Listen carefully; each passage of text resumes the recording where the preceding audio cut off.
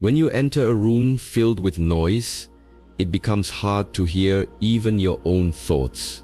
But when you step into a place of quiet, suddenly every sound becomes noticeable, a drop of water, a breath, a heartbeat. The same principle applies to the mind. A restless mind, filled with distractions and reactions, cannot perceive things clearly. It's always in motion, bouncing from one thought to the next, like a leaf on the surface of a stormy ocean. But when the mind becomes still, truly still, it reflects everything with perfect clarity. This is why inner silence is the key to outer clarity. Clarity is not simply the ability to see, it is the ability to understand. It is the space between a stimulus and your reaction to it, where true awareness lives. And to reach this awareness, you must cultivate inner silence. This silence is not the absence of sound, it is the absence of noise. Mental noise, emotional clutter, endless judgment and interpretation. It is the practice of observing without interfering. The moment you stop talking, both with your mouth and your mind, you begin to listen. You begin to hear what was always there, but drowned beneath the chatter. The world around you has not changed. The people, the situations, the obstacles remain, but your perception of them becomes different. You begin to see what truly matters and what is simply drama. You begin to notice patterns that were once hidden. You begin to respond rather than react. A silent mind does not mean an empty mind. It means a focused mind, a powerful mind, a mind not pulled in 1,000 directions. We live in a time where information is constant and immediate. Opinions come in waves, each one louder than the last. But how often do we sit in stillness? How often do we truly listen to what is happening within us? The outside world is a mirror, but if the inner lens is foggy, all you will see is distortion. Inner silence cleans that lens. It allows you to see people as they are, not as your fears or judgments paint them to be. It allows you to sense opportunities that noise would have hidden from you. It gives you space to breathe between the pressure and the response. Inner silence also protects your energy. Every word spoken takes energy. Every emotional reaction drains attention. When you stop feeding everything around you, you preserve your power. You keep your attention sacred. You become selective with where you place your energy. And the more energy you preserve, the more awareness you cultivate. This awareness becomes wisdom. It becomes instinct. You begin to know without needing to explain. You begin to act without needing to justify. You begin to move with certainty. When you develop inner silence, people around you will feel it. They won't always understand it, but they will sense something different. You won't be pulled into gossip, into drama, into ego games. You'll be there present, watching, grounded. While others speak, you'll listen. While others rush, you'll observe. And when it's time to act or speak, your words will carry weight, because they arise from silence, not from noise. This clarity allows you to make decisions, not based on impulse, but on alignment. You will know what is right, not because someone told you, but because you feel it. You are not looking for validation. You are not seeking applause. You are simply following the quiet certainty that only inner stillness can give. That certainty is priceless. It's what separates those who are guided from within and those who are tossed around by the outside world. Inner silence does not come easily. It must be practiced. You must learn to sit with yourself, not looking for answers, not seeking distractions, but simply being. You must face the discomfort of your own thoughts. You must resist the urge to always speak, always explain, always act. In that resistance, you sharpen your awareness. You begin to notice the difference between what is important and what is noise. This noticing becomes your compass, Discipline over distraction is the foundation of progress. Without discipline, even the most talented person will crumble. Without discipline, clarity becomes fog. The world offers 1,000 temptations every day. Some come in the form of pleasure, others in the disguise of urgency, but the one who is disciplined remains unmoved. He sees the bait but does not bite. He hears the noise but does not react. His focus is not scattered. It is deliberate. It is strong. Discipline is not a punishment. It is a protection. It shields your mind from chaos. It preserves your time. It turns dreams into direction. Without discipline, time is wasted. Days pass in busyness, but without purpose. With discipline, every moment has intention. Every action is a step. Every step becomes a path. Discipline is not about forcing yourself to do difficult things. It's about remembering what matters. It's about placing your energy where it counts. A disciplined mind does not need to be motivated. It is trained. It acts not based on mood, but based on purpose. This kind of mind is dangerous. In the best way, it cannot be distracted, seduced or manipulated. It has already chosen its direction. And the more disciplined you become, the more silent you become. Because when you are truly focused, you don't need to talk about what you're doing. You don't need to announce your plans.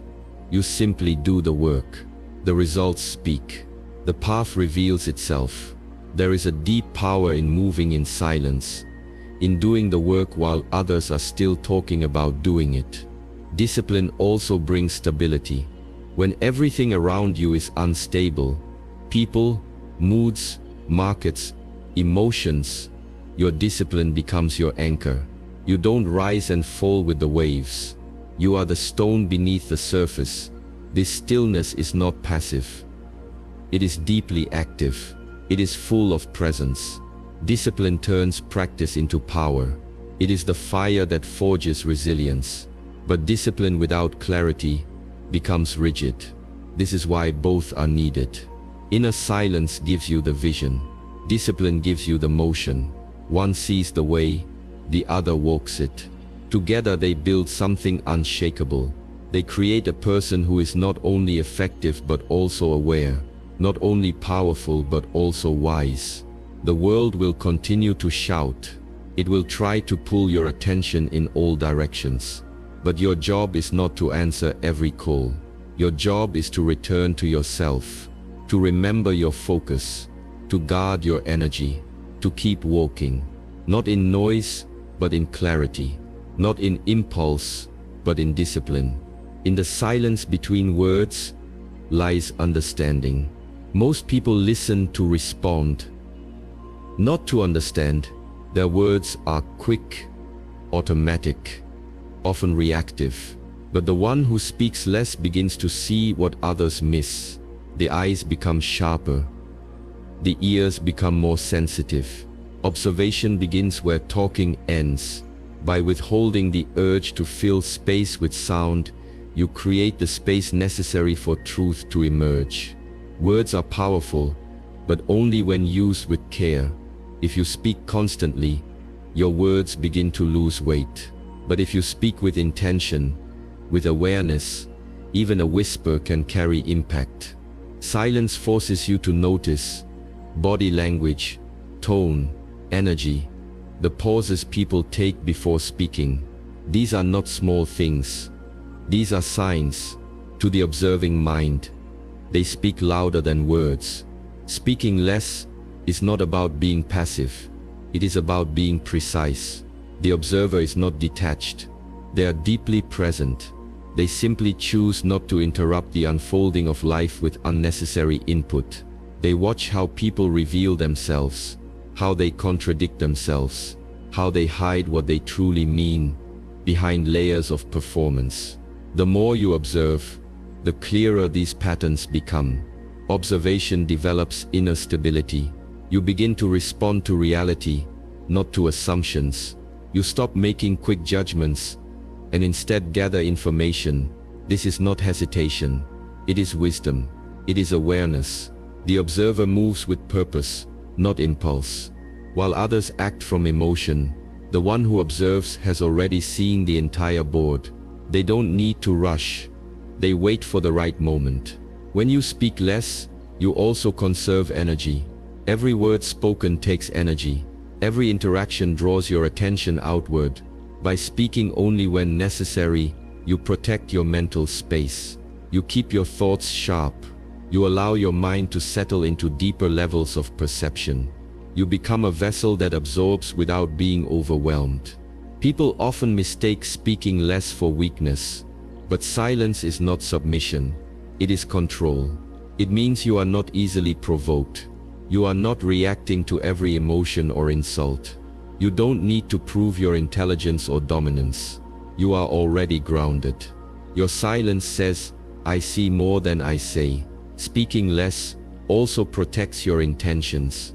When you talk too much about your goals, your energy begins to disperse. You invite opinions, doubts, distractions. But when you remain quiet and focused, your actions become your language. Your results speak on your behalf. You build quietly, and when the moment comes, your presence is undeniable. Observation is also a path to self-mastery. You begin to notice your own reactions, your tension, your patterns, your emotional triggers. You become your own witness. This self-awareness gives you the ability to adjust in real time, to shift your posture, to change your breathing, to reframe your thoughts, and slowly you move from being reactive to being intentional. This shift from speaking to observing is not about becoming invisible. It is about becoming tuned in. It is about seeing the full picture instead of just the surface. It is about developing a calm mind that sees details others overlook. And from this still mind, every word you choose becomes precise. Every action becomes deliberate. Every response becomes powerful. Alignment is not something you search for. It is something you become. People spend years chasing the right career, relationship, or lifestyle, thinking alignment is a destination to reach. But alignment is not found by looking outward. It begins the moment you become congruent within yourself, when your thoughts, actions, and values are no longer in conflict. You don't need to chase alignment because alignment isn't somewhere else. It is already within you, waiting to be uncovered. But to reach it, you must let go of everything that doesn't belong to you. The false roles, the borrowed beliefs, the expectations placed on you by others. The more layers you strip away, the more you realize that alignment is not a place. It's a way of being. When you embody alignment, you no longer force things. You stop trying to fit into environments that don't resonate. You stop trying to convince people who don't understand. You stop chasing validation from systems that were never built for your truth. You begin to move from a place of inner clarity. You know who you are, and that knowing becomes your compass. This embodiment is quiet. It doesn't need to be explained. It doesn't need applause. It doesn't seek recognition. It simply expresses itself through how you move, how you speak, how you choose. It shows in the discipline of your habits, in the consistency of your energy, in the way you say no to what doesn't serve you, not out of anger but out of self-respect. Alignment is not perfection. It is integrity. It is when your outer world begins to reflect your inner world. It is when your decisions match your values, not your fears. It is when you stop betraying yourself just to be accepted. It is when you walk away from what is misaligned, even when it's difficult, especially when it's difficult. You don't need to chase alignment, because chasing creates resistance. It implies lack.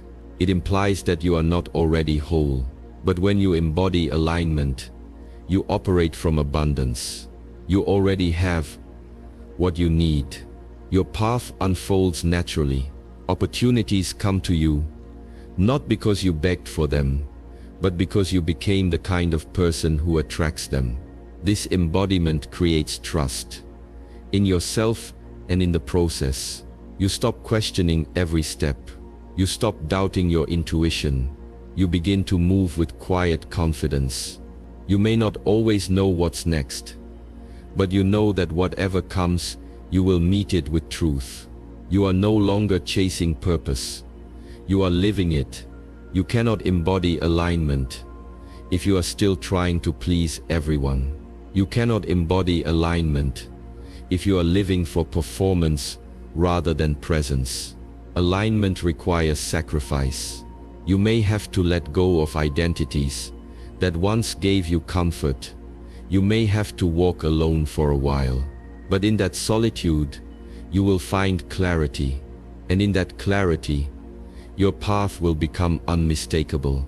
The world responds to those who are aligned, not just with success, but with peace. When your energy is clean, you become magnetic. You no longer need to convince people of your worth. You no longer need to seek attention. You simply show up, and your energy speaks for itself. This is the quiet power of embodiment. Embodiment is not about talking, it's about living. Your values show in your habits. Your truth shows in your choices. Your presence shows in how you carry yourself in silence. Alignment is not something to be chased. It is the byproduct of being honest with yourself. When you stop trying to become someone else, you naturally become who you were always meant to be. Your attention is your most valuable resource. Wherever you place it, your energy follows. This is not philosophy. It is observable truth. What you give your focus to grows in your experience. Whether it is fear, anger, clarity, or peace, if you feed it with your attention, it becomes stronger, louder, more influential in your life. Most people don't lose their power because they are weak. They lose it because they are distracted. Their energy is scattered. Their attention is divided among too many things, none of which lead them to where they want to be. Everything you experience through the filter of your attention. The quality of your attention determines the quality of your life. If your attention is constantly consumed by negativity, the mistakes of the past, the worries of the future, the opinions of others, then your energy becomes drained, anxious, and chaotic. But when your attention is deliberate, grounded in the present, and directed toward what aligns with your values, your energy becomes centered and clear. This is why mastering attention is the same as mastering energy. They are inseparable. In a world designed to hijack your attention, remaining focused is an act of rebellion. Every notification, every headline, every piece of content is designed to steal your awareness and redirect your energy. But when you become conscious of this, you start to choose differently. You start to guard your attention like a gatekeeper. You no longer allow everything to enter your mind. You become selective. You observe what gives you energy and what drains, and then you act accordingly. This is not about avoiding responsibility or cutting off the world. It is about living intentionally. It is about understanding that every thought you entertain and every emotion you dwell on is an investment. You are either investing in your growth or feeding your stagnation. When you obsess over problems, your energy goes to those problems. When you dwell in gratitude or discipline, your energy flows toward what you want to build. Your results always follow your focus. Energy is not infinite. If you wake up and immediately check your phone, your attention gets pulled into 1,000 different directions before your feet even touch the ground. Your mind becomes reactive. Your energy gets scattered before you have even set an intention for the day. But when you begin with silence, breath, or purpose, your energy remains in your control. This small decision shifts your entire day because it aligns your attention with your inner compass before the outside world gets a chance to distract you. Wherever your focus goes, your nervous system responds. Focus on problems, and your body enters stress. Focus on stillness, and your body relaxes. You are constantly programming your internal environment by where you place your gaze. Attention is not just mental, it is biological. It shapes how you feel, how you think, and how you act. When you become aware of this, you stop wasting energy on things that don't deserve your attention. You start choosing your focus like you choose your food, with care, with awareness, with intention. You also begin to notice that not everyone deserves access to your energy. Conversations that go in circles, arguments based on ego, empty distractions disguised as entertainment. All of these consume energy without giving anything in return. When you allow your attention to be consumed by meaningless things, you starve your goals. You feed everything except what actually matters. Discipline, then, is not just in action. It is in attention, choosing where to look, choosing what to water. As your attention becomes more refined, your presence deepens. You are no longer split between 10 thoughts at once. You are here, now, fully.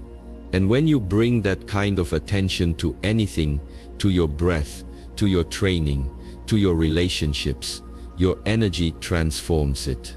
The act becomes sacred. The moment becomes alive, not because it is special, but because your attention made it so. This is the hidden power of attention. It brings life to whatever it touches. This is why rituals matter, not because the act itself is magical, but because it gives your attention a structure, a routine, a rhythm. When you return to the same practices, breath, movement, silence, study, you are anchoring your attention. You are telling your energy where to go, and over time, that repetition builds momentum. That momentum becomes transformation. Attention is not static. It can be trained, like a muscle. The more you use it consciously, the stronger it becomes. Meditation is training attention. Martial arts is training attention. Deep listening is training attention. In every moment, you are either training your focus or reinforcing your distraction. There is no neutral ground. And the longer you practice, the more you realize your life becomes what you pay attention to. Presence is not just being physically somewhere. It is the full alignment of your awareness with the current moment. Most people move through life physically in one place, but mentally elsewhere, replaying the past, worrying about the future, checking out, avoiding discomfort. Their body is present, but their energy is not. And when your energy is absent from the moment remains empty. You cannot shape reality if you are not fully there to meet it. Your presence is your power. It is the energy that enters a room before you speak. It is the stillness that remains when chaos surrounds you. It is the confidence that doesn't come from knowing everything, but from being completely here, undivided, unshaken, rooted. Presence is rare because it requires inner alignment. You cannot be fully present if part of you is pretending, performing, or escaping. Presence is a mirror. It reflects the truth of your inner state, whether you like it or not. Reality is shaped not by your words, but by your state. You may say you want peace, but if your presence is anxious, it creates tension. You may say you want clarity, but if your presence is distracted, it invites confusion. The world responds to your frequency, not your intention. And your frequency is determined by how present you are in this exact moment, not in your plans, not in your image. Here now, presence requires practice. It is not something you stumble into. It is something you train. Through breath, through stillness, through awareness. 2. You learn to return, again and again, to what is right in front of you.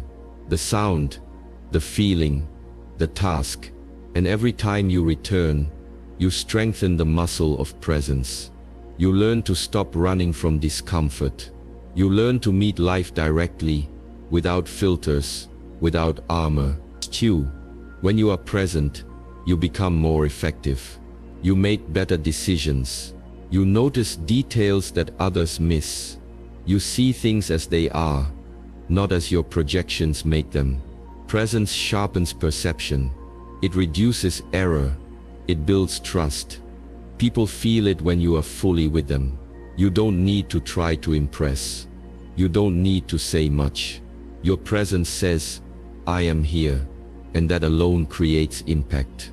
Presence also gives you access to your full intelligence. When your mind is scattered, your thoughts are foggy, but when you are present, your intuition activates. Your responses are natural. Your actions flow.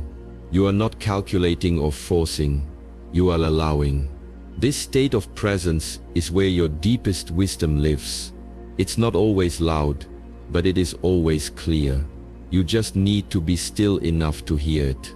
Reality bends around presence, not in a magical way, but in a practical one. When you show up with full energy, you shift the energy of the space. Your clarity influences the direction of the conversation. Your calm settles those around you. Your groundedness becomes a stabilizing force. This is not control, it is alignment. When your presence is aligned, the environment begins to respond to you. You no longer just react to reality, you participate in shaping it. Presence cannot be faked. It comes from integration, from doing your inner work, from facing what you usually avoid, from slowing down and listening to what your body is telling you, what your mind is whispering, what your spirit is asking for. When you do this, you stop leaking energy. You stop scattering yourself. You become one whole being. And from that wholeness, your presence becomes undeniable. In the rush of modern life, most people mistake movement for progress. They chase constant stimulation, thinking that speed leads to success. But a distracted mind, even when fast, remains dull. True clarity is not found in noise. It is revealed in stillness. Like the surface of calm water, stillness reflects everything.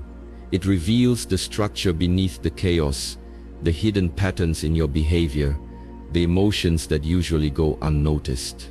When you stop moving, you start seeing. Stillness is not passivity. It is precision. In stillness, you are not wasting energy on reaction. You are saving it, sharpening it, preparing to direct it with purpose. The blade is not useful because it moves constantly. It is useful because it holds its edge and only moves when necessary. Stillness then is the art of preparation. It allows the mind to rest without becoming dull and to observe without becoming entangled. In moments of pressure, it is the still one who sees clearly. While others are consumed by urgency, the still mind remains composed. From that center-wise, action emerges. Stillness is where discipline lives. It's where the deeper voice speaks, not the voice of fear or ego, but the one beneath all that, the one that knows. You can only hear that voice when you are quiet enough to listen. The world tries to pull you into its chaos, opinions, trends, demands, but stillness gives you the strength to remain unmoved.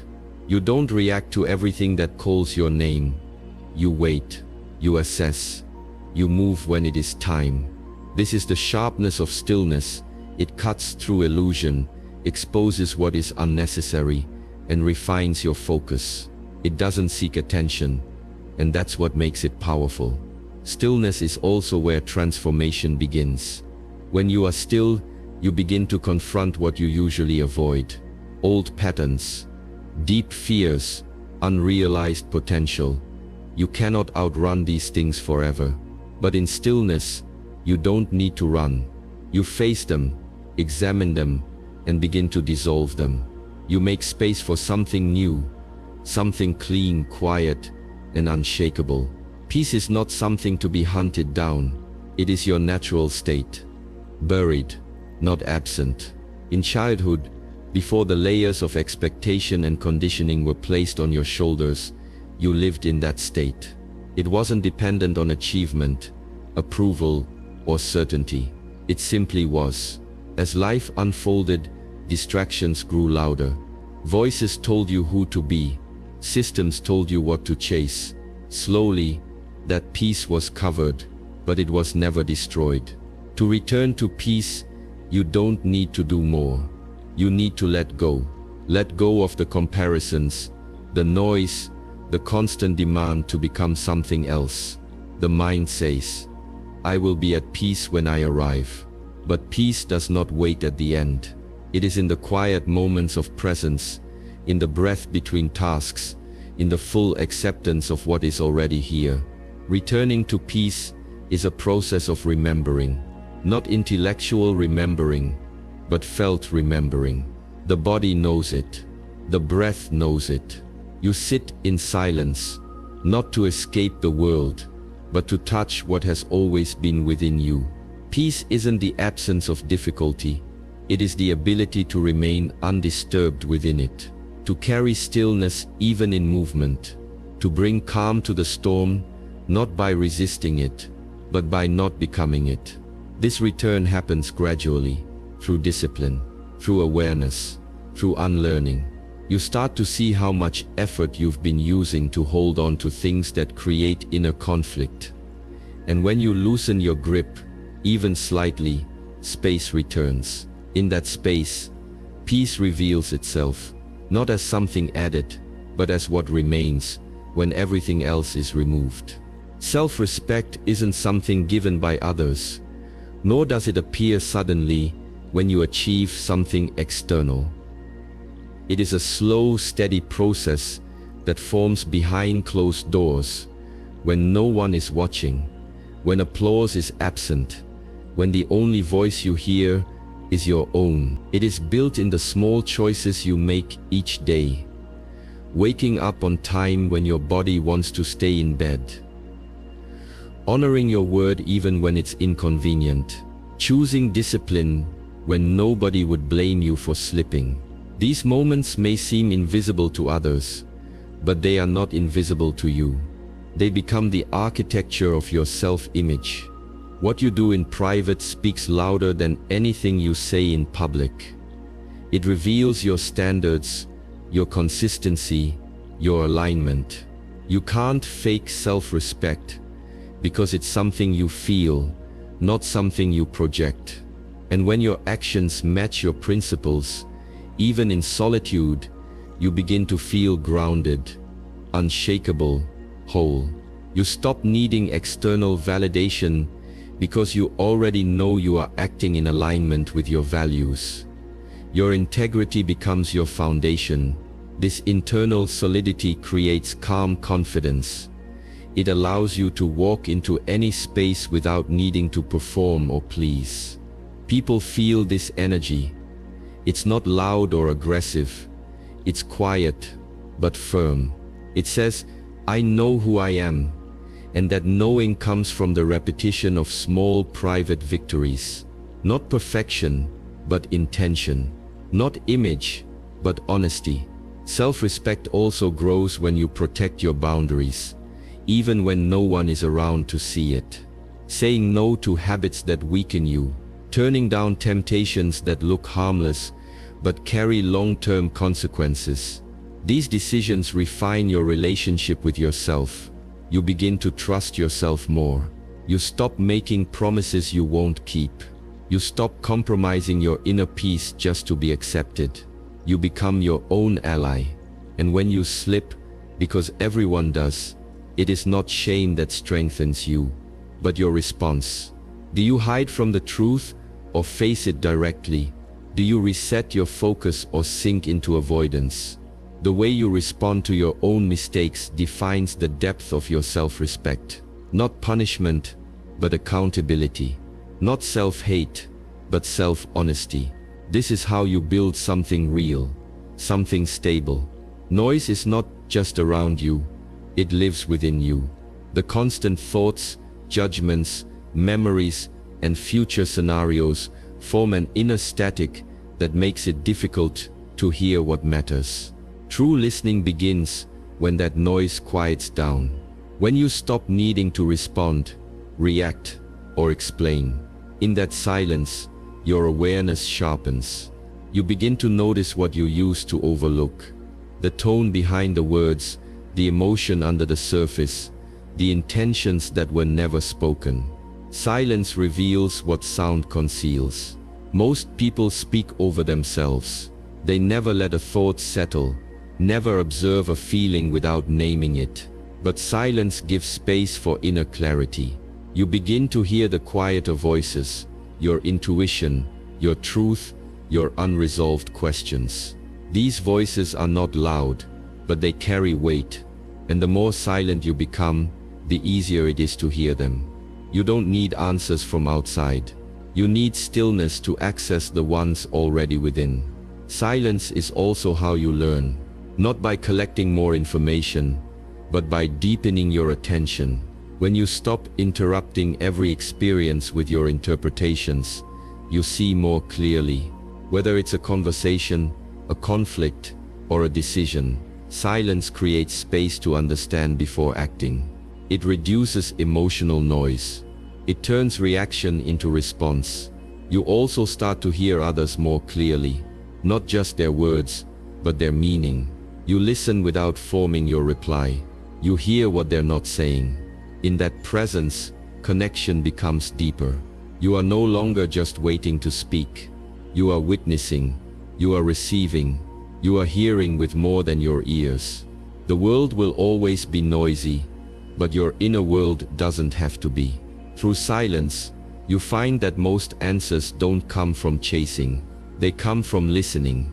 And when you truly hear, you no longer need to speak to fill space.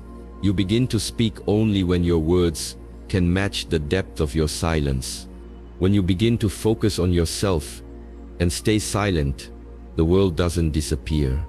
It begins to align, not because circumstances change overnight, but because your relationship to them transforms. You are no longer pulled by every passing emotion, every opinion, every demand for your attention. You move from reaction to response, from chaos to clarity.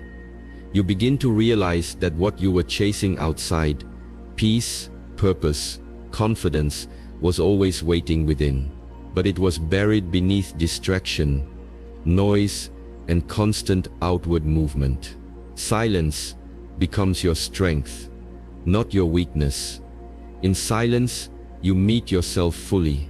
You begin to see your patterns, your thoughts, your fears, without distraction. And that self-awareness becomes the foundation for all growth. You no longer blame others for your unrest, because you understand that the real battlefield has always been internal. And in facing it directly, in stillness, you develop power that is quiet but unmistakable. Power that doesn't need to shout to be heard. Power that is not about control over others, but mastery over self. The journey of focusing inward isn't selfish. In fact, it is the opposite, because only when you are rooted in yourself can you show up fully for others. Only when your own cup is full can you pour into anything without resentment. This world doesn't need more noise. It needs more clarity, more presence, more individuals who are grounded enough not to be swayed by every wind that blows. And that kind of grounding comes from a life of intention, a life that prioritizes inner alignment over outward approval. When you focus on yourself, you stop trying to fix the world before fixing your own habits. You stop pointing fingers and start asking, where am I out of alignment? You stop running from discomfort and begin to use it as your training ground. And over time you realize that everything you've been seeking, balance, progress, connection, starts falling into place. Not because it magically appears, but because you stop standing in your own way. Your energy becomes focused. Your decisions become clear. Your life becomes a reflection of your discipline, not your distractions. You also begin to live with more grace. You understand that growth isn't linear, that silence doesn't mean absence, and that progress is sometimes invisible. But you trust the process because you trust yourself.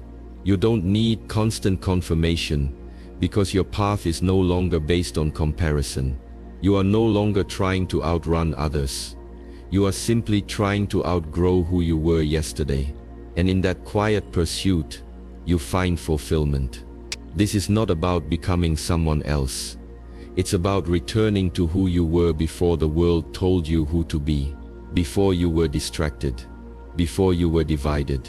When you come back to that place, the place of focus, the place of stillness, you realize that everything you need has always been there. The silence didn't hide the truth, it revealed it. And in that truth, everything begins to fall into place.